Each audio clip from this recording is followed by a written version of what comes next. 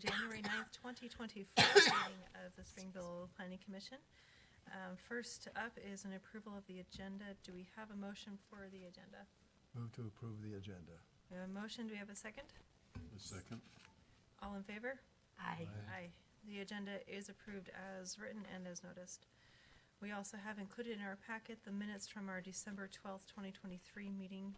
Are there any changes or updates to those minutes that were not already sent to the staff? Nope. No? I move to approve the minutes. Seconded. Okay, we have a motion and a second to approve the minutes as written. All in favor? Aye. Aye. Motion passes.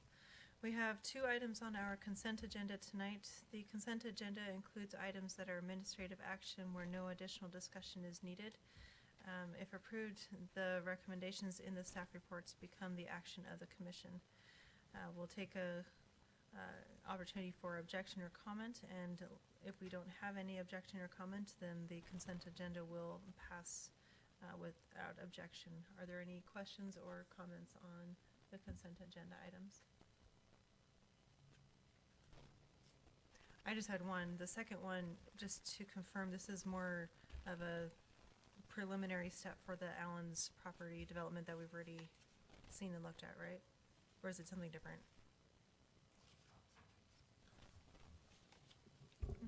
Is we've approved the site plan there, but they also needed to do a subdivision, just to clean up the property, because it's currently like 5 weird parcels. So this is just following on that site plan approval. Okay, just a realignment. I guess. Correct. Okay. Well, that was my question. Anybody else have any questions? Okay. Then, seeing no objection, the consent agenda is approved. We have 2 items on our administrative session tonight, and they are both trainings. First, we'll do a training on the Open Public Meetings Act, and then a training on legislative and administrative reviews. And that training... You're welcome to stay.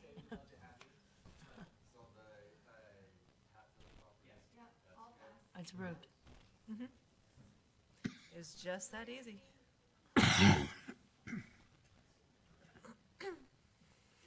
was gonna ask him why he wasn't developing the rest of the south side, but, what's that? Or the north or south. I don't know The that south side, I don't yeah. know that he owns it. It probably doesn't, yeah. Is Attorney Penrod doing our trainings? Okay. Well then, while he's making his way in, is there any information from staff that you'd like to make us aware of? Big plans for the year?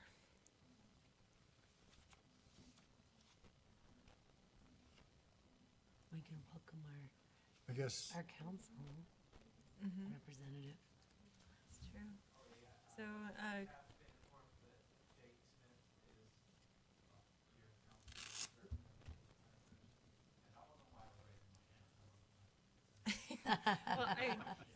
well, you can come up and introduce yourself. Hey, Jake. I don't know you hardly at all, so I've just seen you. I'd love to know a little bit about so you. does the fact that we're doing the plat to establish the public utilities mean that we're getting closer, or? On the consent item, no, not. That is really a market-dependent project. It's getting everything done so that when they want to pull the trigger, they can. Yeah, Yeah. Correct. the Allen's Block. I just hoping, Eventually they'll have a new hoping name. you'd say, no, they're starting next week. Probably not at 9% construction right now, so. Yeah.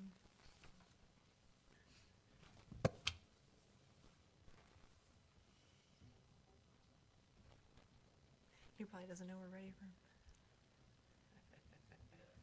Oh, okay. That's also true.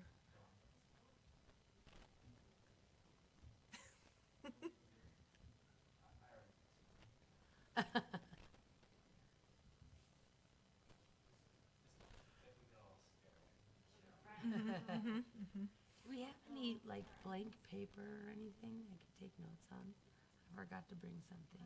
There's the back of this, I know, there's the back of the. and there's like a little bit here.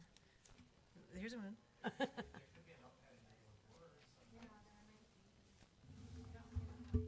Nope.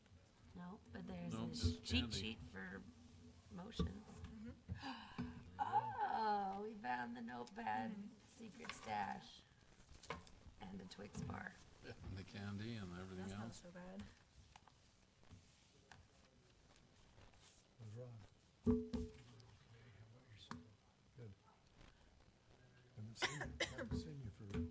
Been traveling so much and I'm sick of it. You still with Quit work. Carhartt? If you quit work, then you wouldn't have to travel so much, right? Yeah, that's the plan in the next year. Just saying. Yeah. It's gotten so big and so popular now. Yeah, it's gotten more popular. And see, It's too busy. yeah, some of those things. Because my husband, you know, it's like his work attire, and then he sees like little shorts and stuff. It's just like, what? So true. In fashion attire. All right, seeing Attorney Penrod, we'd invite him to come. Thank you for coming to do our trainings today. Thank you, and I apologize that I'm late walking in here from the other one. It's okay, we knew where you were.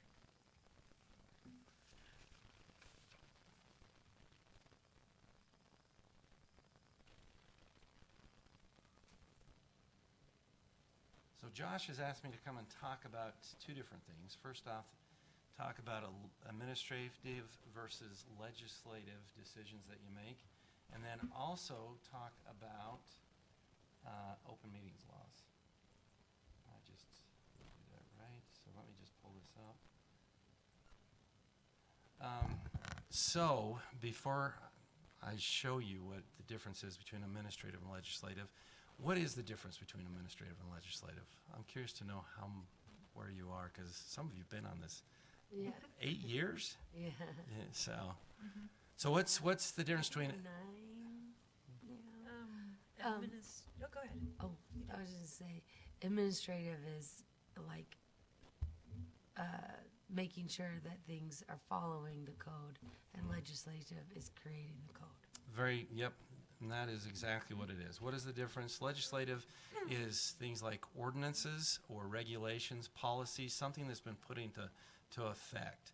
And so when you have an ordinance that comes to you for recommendation to the city council, at that time you're working on a legislative type decision.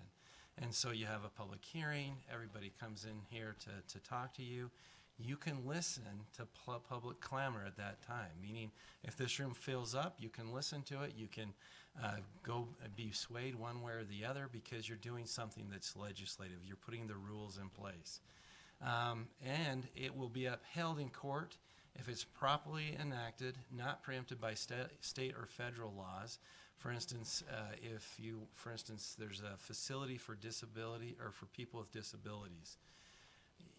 There are some federal laws that govern that type of a use, and so you can't go against what the federal laws say for that use. That's just one example of many that are out there.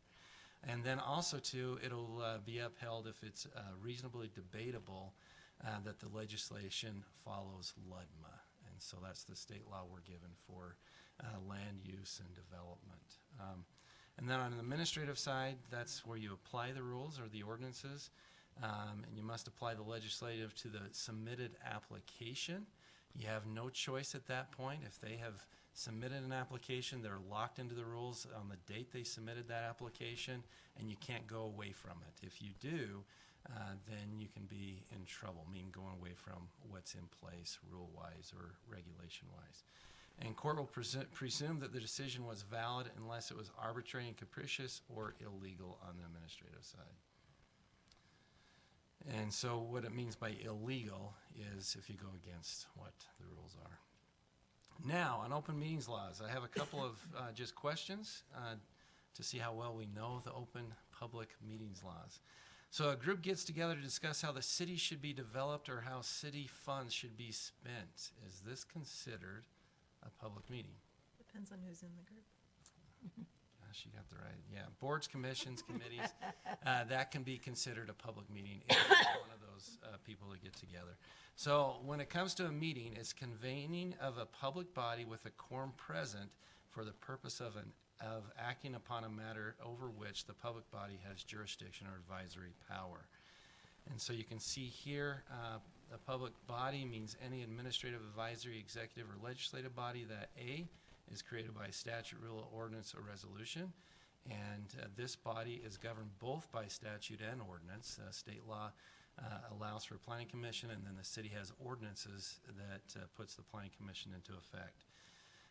And then it consists of 2 or more people. Again, this group expends, disperses, or is supported in whole or in part by tax revenue. Again, this group.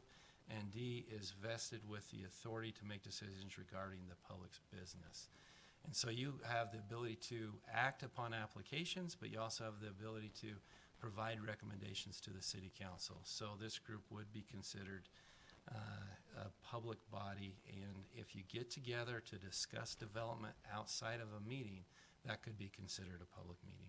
So what's the tax revenue connection to the planning commission? Is it just the fact that we have staff that are here who are paid to be here? Yes, and there are other, so it's staff, plus it's putting together ordinances, things like that, that come to you, and every now and again, he's supposed to at least give you some food and stuff like that. So the whole process, there is some tax funds that are supporting this body. Also, too, if for some reason there's a decision that's not made or the decision that's made that's contested, the city would step in and defend you as well. So That's only if we have 4 or more of us. 4 or more of you, yes, if there's a quorum. Yep. So that's what a quorum is here. So a member of the commission has a jet plane and decides to take the entire commission to St. George to attend a conference. Is the plane ride a meeting? If you talk about things in the plane ride that are to do with decision-making for city business, then yes. So it does not look good, but you can have chance meetings or social gatherings, and those are not considered meetings.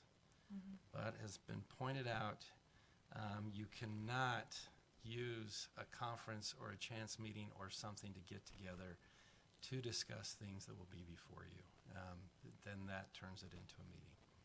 And that has happened. I've seen, not here in Springville, but I've seen other public bodies get together and start discuss things they shouldn't discuss because there's a quorum present and they're not in a public meeting. So any questions on that? During deliberation in a planning commission meeting regarding whether to recommend a new zoning law, a commissioner starts texting a friend about the issue for some advice. Is the text message part of the meeting? It should be. Yeah. It can be. It does get pretty messy, and please don't do it. There have been cases where a public body, somebody noticed they were texting that really needed a good decision out of the planning commission and move on to the city council, and every text message was grandma'd, meaning that was part of the meeting and they could get to it. Now there's some exceptions there, and you have to go back and forth and look at all the legalities, but it does get pretty messy, so please don't do that. During the same meeting, 2 other commissioners start to whisper between each other. Are the whispers part of the meeting? So do you ever do that? Do you ever kind of lean over and talk? Yes, they are, and the whispering will probably be picked up by these microphones, and then they'll probably become part of the public record. So be careful what you say when you discuss things up there. Mm-hmm. So any questions on that? Sort of a side note tangent related to grandma. We were talking about text messaging, and in this instance, your personal device could be reviewed by city staff in order to determine if there was any record that would be disclosed. Same would be true for our personal emails, because that's how we communicate. Is there any possibility of having email addresses created for the planning commission members that are passed on to future members, and then if there's a grammar request, you can access what you need to. Yes, I mean, there is a way to do that. So I didn't know there was that much discussion going on amongst you through emails. Not a lot. Not a lot? Not. Okay. It's mostly But about write that whether down, we because we can can attend get or some not. emails. So, and we can go through there. There was a case, and it wasn't with a planning commission, it was actually with a mayor and a city council, where they were talking back and forth, and the judge did order that their personal computers should be part of evidence in a case. So they could go through all their stuff on the computer. So yes, you're correct. But that is something we can do. So So it's, I've got a quick question on that then. So any discussion or conversation between any of us outside this meeting is considered not supposed to happen, or? no, I'm just trying to clarify. it can happen, but I would not do a meeting where there are four Oh, of you together. Does that make sense? And we'll get to that. In fact, that's one of, One email? I guess the question might be is If after the the meeting. emails A with- group if email, two of okay, you that makes standing out sense. in the parking that's lot. completely fine.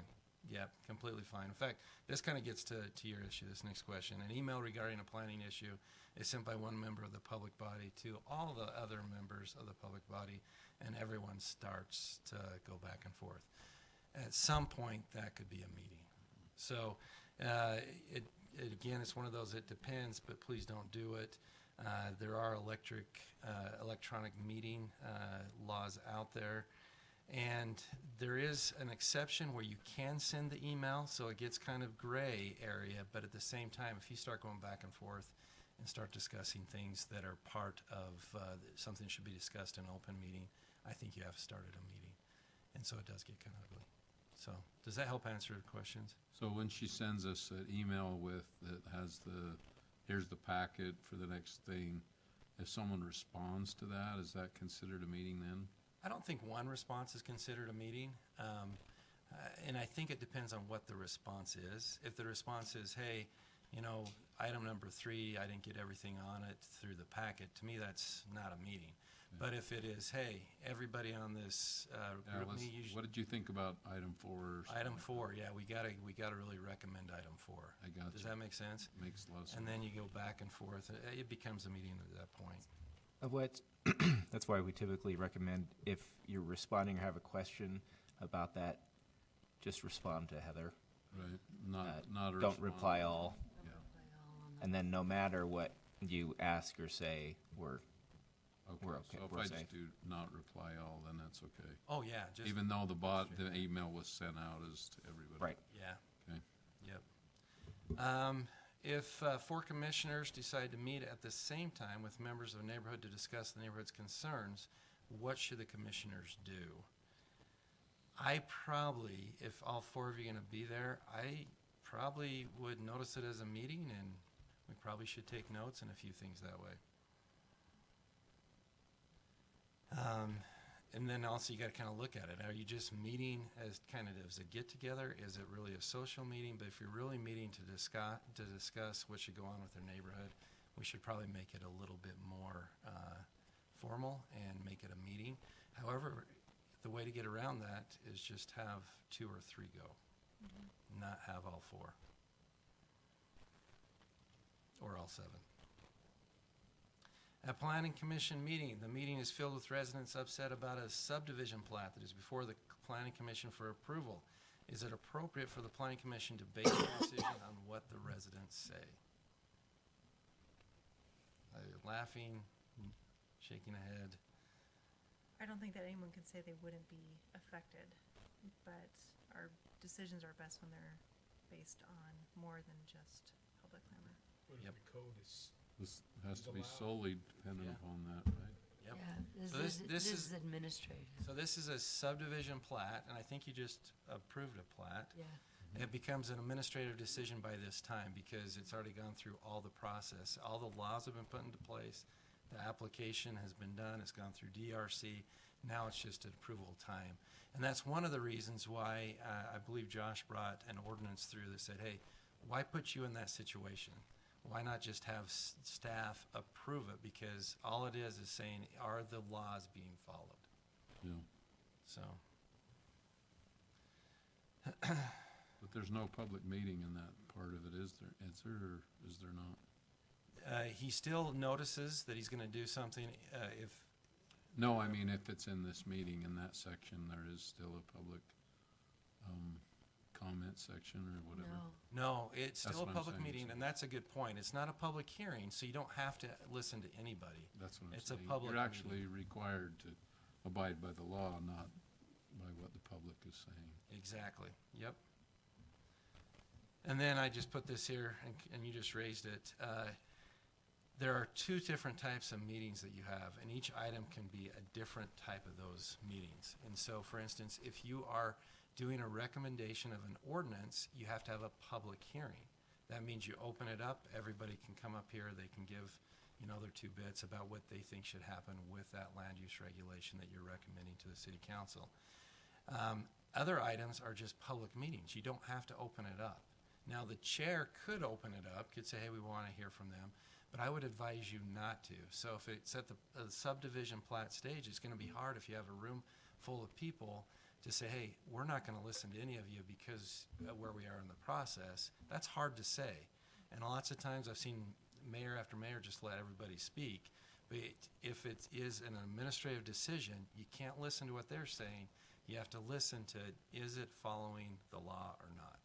Now, if it's at the stage prior to that where you're putting the law into place, then you can listen to as many people you want, and you actually have an obligation to by state law because you have to have a public hearing. to What open is it your up. feeling on, like, letting public express concerns about conditional use permits? Again, at that point, it's a tricky one, because at that point, you're at an administrative decision because all the rules around the conditional use permit have been put into place. And so you can listen to them, but you've got to be very careful. And you've got to have a good record of why you decide to either deny or go forward with that conditional use.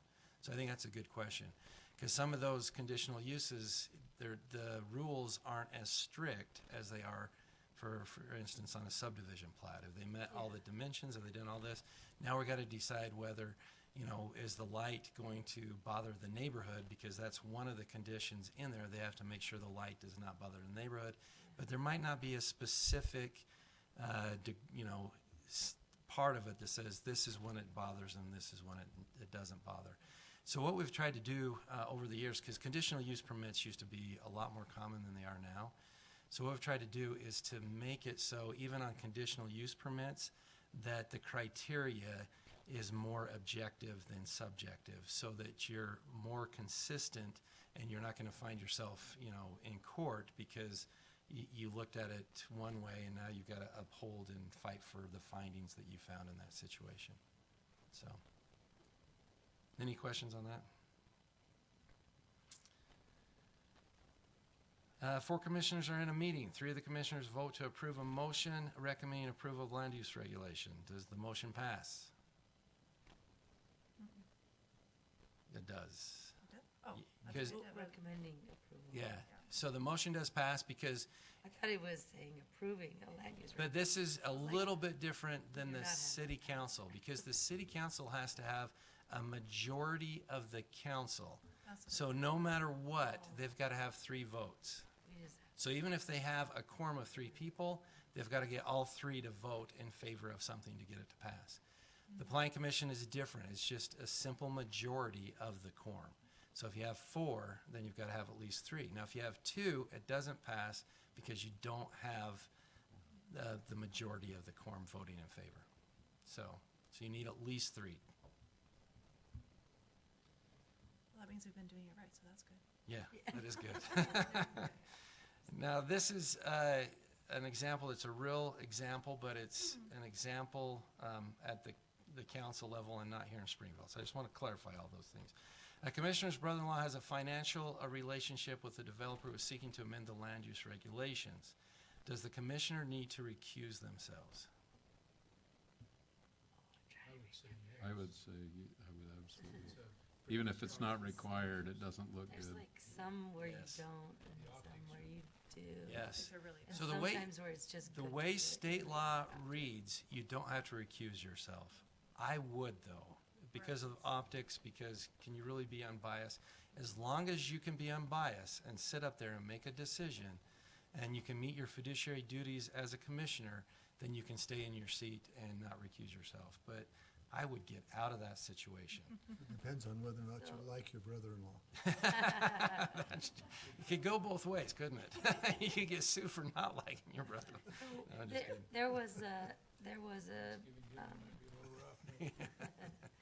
There was something put forward that the petitioner was in the line of command over me. Mhm. He's not my direct boss, but he's just one level up. And so I talked to Lisa, and I was like, do I need to recuse myself? What's the situation with this? And she said, you don't have to recuse yourself, but you can just like state that you have that relationship. And so that's what I did. And so I just want to make sure that Yes. that was okay in that instance. Yeah. Now, there are some other rules that we're not talking about tonight, but they're rules of ethics. And you do have to state if you have a financial interest in the decision. Now, you don't have to recuse yourself. Now, I know that doesn't really seem to match up with good practice, because good practice is if you have a financial stake in something, you should recuse yourself, because how can you be unbiased? But there are some other ethical rules, and the key is, can you be unbiased?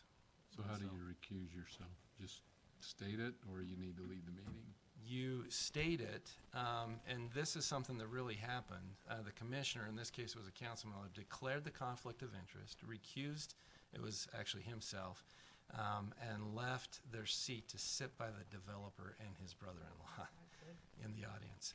Are there any legal issues with this? There really aren't any legal issues, but the problem is you've got a group of people that you work with on a regular basis, and you're sitting right there by somebody that wants a good decision out of you.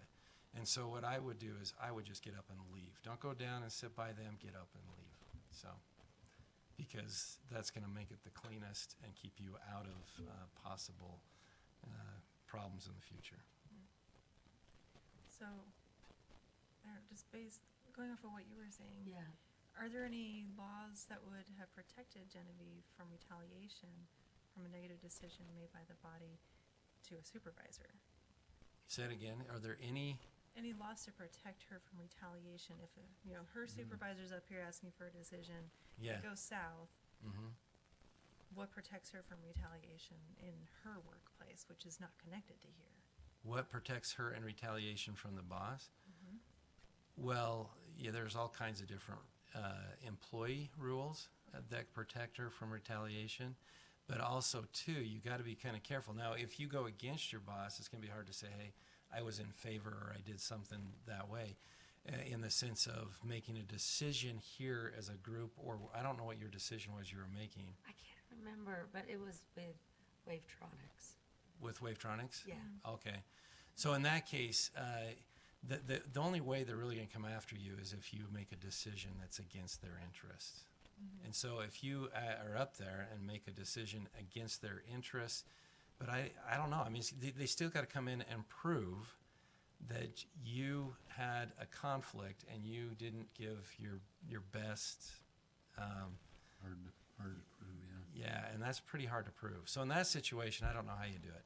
Now, if you went with them, but there's other people in the room that are like, hey, that person works for Wavetronics, she just gave a great recommendation for Wavetronics, and I don't like that. Does that make sense? That's where you get in trouble. Well, and that's the thing. It's like I work at BYU, and he's a professor there, but Wavetronics is his own private company. Yeah. And so it's like I don't work for, like I'm not benefiting, or it's not my company that I'm in, but the president of that company is my dean. Yeah. So Yeah, I still think that was great to disclose it, but I don't even think you violated any. I mean, without disclosing, I don't think you'd violate any of the municipal ethics laws. yeah, that's So I what think Lisa you're good.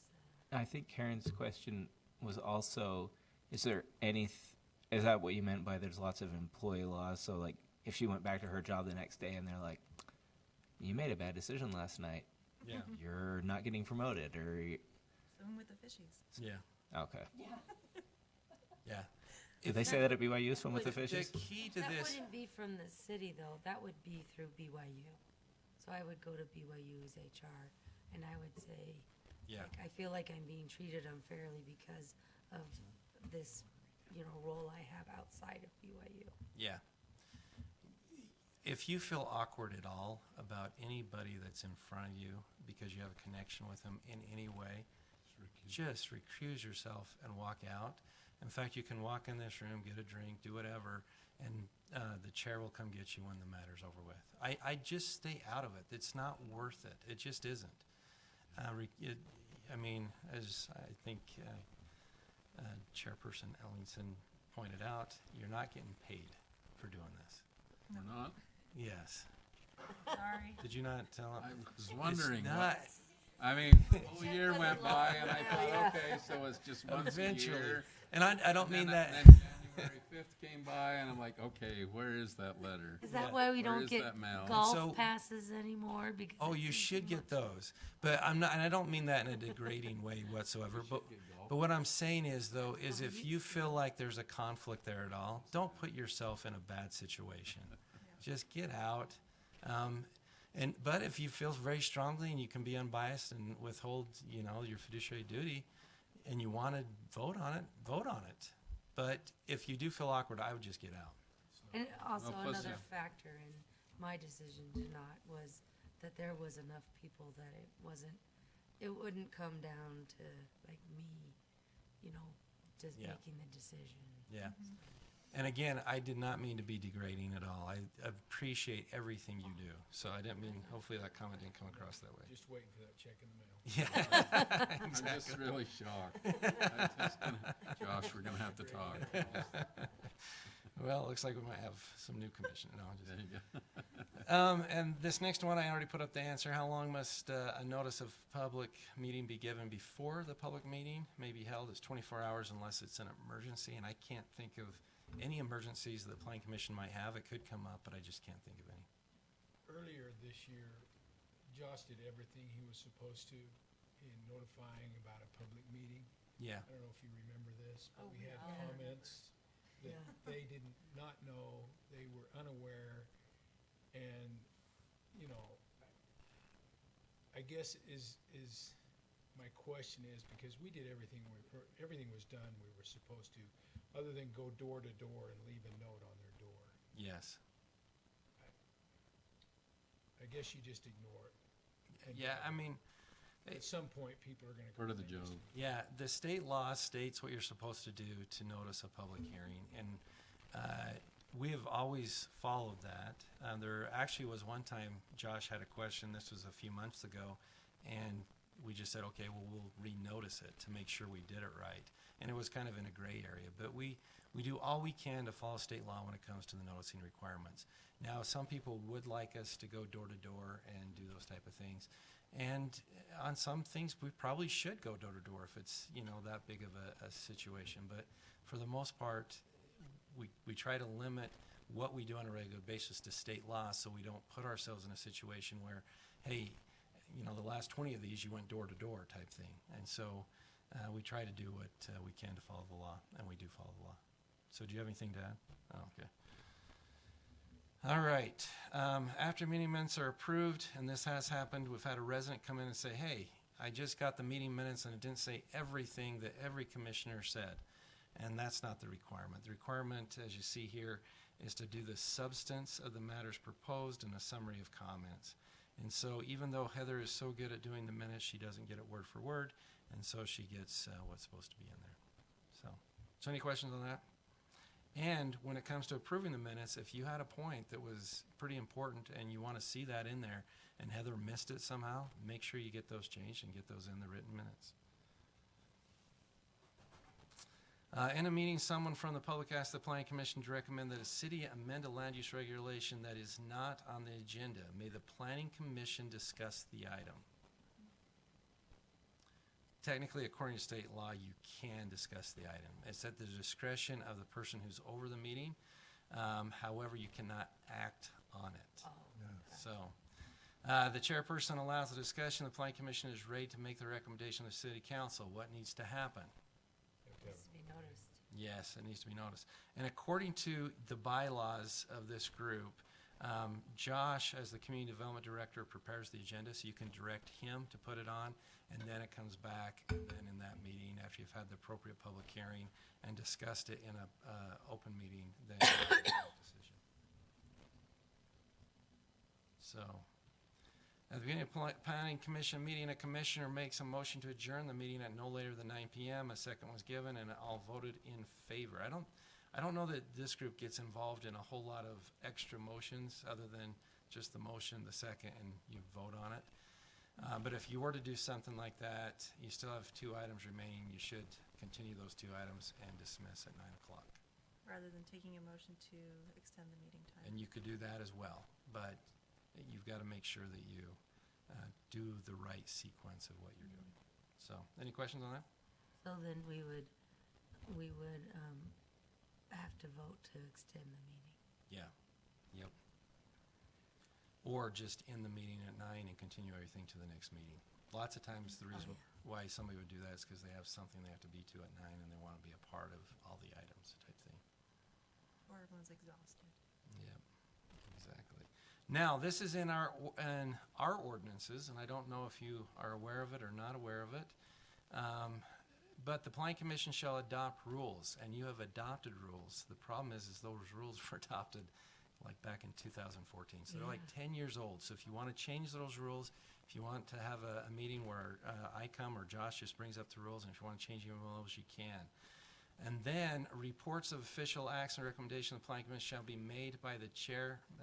This is an old ordinance, but a chairman or chairwoman in writing to the city council shall indicate how each member of the council voted with respect to such act or recommendation.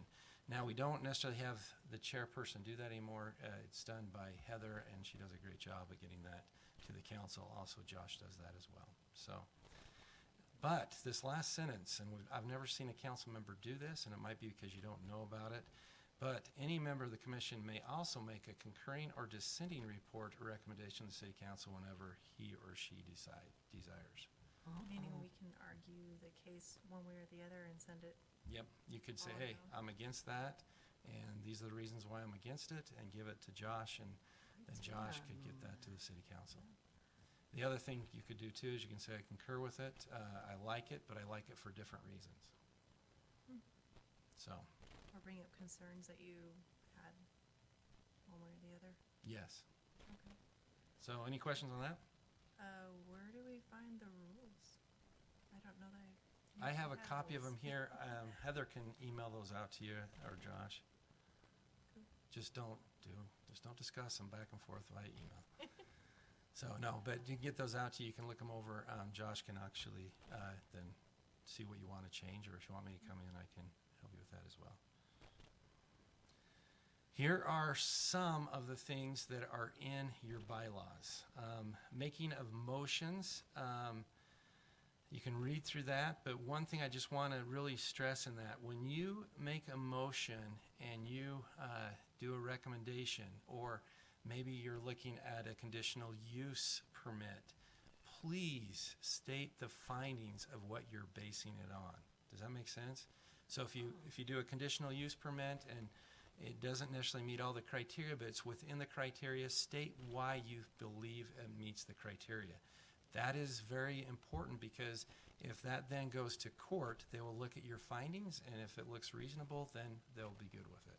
So do you So- do that like before or after you say, I move to? Do it before. And so Josh also too has a staff report, and so you can base it on the staff report. You can say, I like what's in the staff report, I like those findings, and so this is my motion, and it's based upon those findings. Should we be doing that for all motions or just more contested ones? I would do it for all motions, and the reasons why I do it, I wouldn't say all motions, because some things are pretty cut and dry. You just did a consent motion on a plat.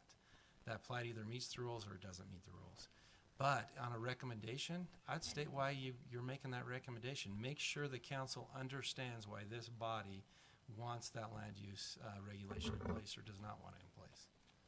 So that you make sure that your recommendation is fully heard by the council. On a conditional use permit, I would make sure you have some pretty good findings. if there's any way to go. Okay, withdrawing a motion. This has some interesting language in it, but I would just say, once a motion is seconded, then you've got to have a vote on that motion. So if you're going to withdraw a motion, make sure you withdraw it before it is seconded. In this case, too, it also talks about it being amended or being, it says here, before division or amendment. And I don't quite understand what they're saying by division, other than if they say, hey, let's vote on this part of the motion before we vote on this other part, maybe that's what they're saying. But once a motion or an amendment is seconded, you've got to then act upon that motion or amendment. So the unanimous consent has to be to withdraw it? Or, okay. Yeah, well, not unanimous consent. So if you withdraw it, nobody's seconded. You say, I withdraw that motion, it hasn't been seconded. So you can just withdraw. If it's been seconded, you have to vote on it, and the way that you don't move forward with it is you don't get a majority of the quorum present voting on it. So then the unanimous consent of, because it says it can be withdrawn at any time before division or amendment by the unanimous consent of the commission. Yes. Is that meaning the withdraw by unanimous consent? That's what I'm saying. This Or the language- division or amendment? This language is not as clear as it should be, and this is one thing I would It's ask very Josh to really confusing. look at. Because once a motion is seconded, the body has got to then, a motion Yeah. has to go to vote. But if I like made a motion, hasn't been seconded yet, and I withdraw it, Mhm. I don't need consent from anybody else. I just take my own thing back. You just take it back. But if I make a motion, but then we're like, oh, we want to actually change this little bit in the motion, That's the That's- next rule. that's So- before, and is that change to the motion have to be unanimous? The amendment trumps the original motion. Does that make sense? Yes. So if you do a motion, nobody seconds, that motion actually dies for lack of second. And then the next thing that comes up is, hey, I like that motion, but I want to change the distance or whatever in the motion, whatever it might be. Then, if you look at 4.3, even when you're debating, an amendment comes before the regular motion. So you can amendment, and then that takes priority over the regular motion. So you debate the amendment, vote on the amendment, and then you Yeah. vote on the amended or original. So what happens a lot, and you see it in city council, when I say a lot, it happens a few times every year. Somebody will do a motion, they will second it. Then somebody will say, whoa, I want to do an amendment, and they get a second. Well, you take the amendment because it trumps the main motion, and then you come back down to the main motion. So if you look here, all So you these, vote on the amendment and then you vote on on the main motion, but lots of times you vote on the amendment, and there's really no purpose to vote on the main motion. So the chair runs the, kind of that way. So, still my question, where does unanimous consent have come in? To me, that should not be there. Okay, so So that's we what I'm don't saying. have to have unanimous consent No, on anything? no. Okay. So if you look at this, I was just like, when a question is I mean, a under lot of times debate, we no use motion shall be received, except you can do all these motions. These motions, too, technically trump a main motion. But I would look at these motions. If for some reason you do not feel comfortable, maybe you feel like you don't have enough information from Josh, or maybe people have raised something in the meeting in a public hearing and you want to study it a little bit more, please do not vote on that motion, or don't make a motion and vote that night. Continue it, give direction, come back, and make sure you have all the information you need to do a good vote. So if you want to continue it, you make that motion, somebody seconds, and you got to get a majority. But I would really stress that don't do something just because it's before you that night. If you don't feel comfortable, extend it and get some good information. and basically, we can't go on to something else until we've either made a motion and made a decision on it, or done one of these listed things about that. Not necessarily. If an item comes up, but this is kind of hard in your situation because, let me think this through. 'Cause so say it's a recommendation, and a motion's made and nobody makes another motion, so that dies, and nobody else makes a motion. technically it could die, and I guess what the recommendation of the city council would be against whoever wanted the land use changed, because you need to have a motion and you really need a second. Does that make sense? So I would, if you don't want something that's supposed to go to council, I would really make a motion to deny whatever the recommendation or whatever the thing is to go. Our But if motion we're- is not to move forward with this land use regulation. If we're talking about, not that we would do this because we know to continue it, but if we were talking about a recommendation and we didn't make a decision on it, nobody made a motion, but we were like, well, let's move on to the next one so we can think about this a little bit more. We can't do that unless can. we, What I would unless do, we table it. right? well, I wouldn't table it. I'd just say, I make a motion, continue this to be heard after item Oh, yeah. 3. Yeah, we The can't just second ignore motion it. is done. Does that make sense? There has to be some motion Yes. before we move on to any other topics. So, or I think the chairperson too could say, hey, I'm gonna move this item at the end now. But you can also, as a body, decide to move it at the end.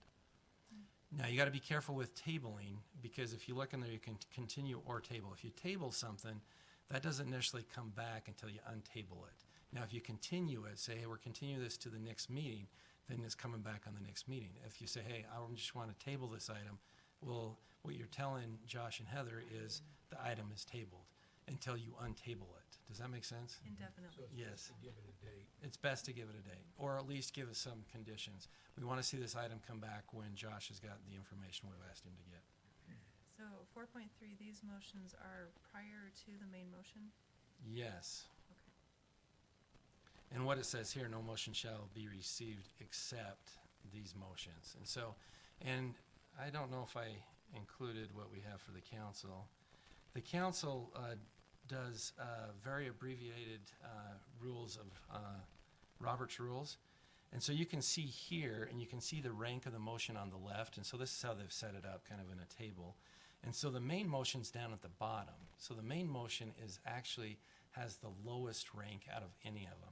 So every motion above trumps the main motion. So you can have a main motion and a second, and then make a motion to say, hey, let's, hear that main motion in our next meeting, and a second, and everybody vote on it. You take that second motion first, because what you're doing is you're postponing to a certain time. And so number 6 trumps number 9. So but you couldn't interrupt you. So like when you were talking, I couldn't say, let's table this. And I moved to table this. But I could say, I move to whatever the main motion is. Yeah. That's the only time that I could just cut you off. Not that I'm looking for reasons to cut you off. Yeah, I just want to make sure I fully understand it. yeah. So, and if you have any questions, just ask Josh, and he'll tell you exactly how to do it. Again, here's some other different rules here, and I'm not going to go through all of them, but we'll get this out to you, let you look at it, and if you have questions over wording or how to do something, we can come back and discuss it a little bit more. You can see there's a number of different rules about motions and other type things. So, any questions for me?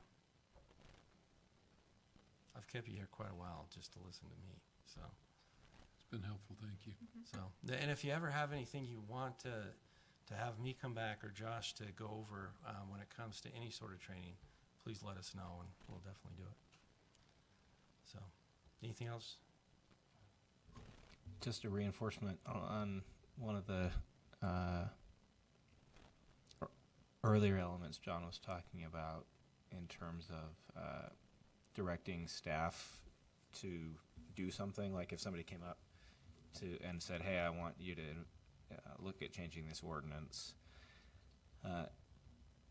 Anytime that you think, hey, I'd really like, we should change something, or we should investigate this ordinance, or we should pursue something, you can direct staff to do that, like John said, and take a vote to direct staff to put something on the agenda, or to initiate an amendment to an ordinance. That's not something I've understood or that we've really talked about, but that there is some prerogative that you would have to kind of tell staff what you'd like. So underneath our ordinance, you make recommendations to the city council. It doesn't say how those recommendations come to you or any other ways. Now, there are some set ways, like a developer might do an application saying, I want this regulation changed, or, the city council might say, hey, look at this. But this group too can just say, hey, we don't like the fence ordinance. We think it's not right. We want to send this recommendation to the city council as a group. You can come up with that yourselves. There is one thing in looking through the bylaws, there's not a clear way how to do that. So what Josh suggests is, hey, I just want to make a motion to get something on an agenda. I think that's probably pretty appropriate.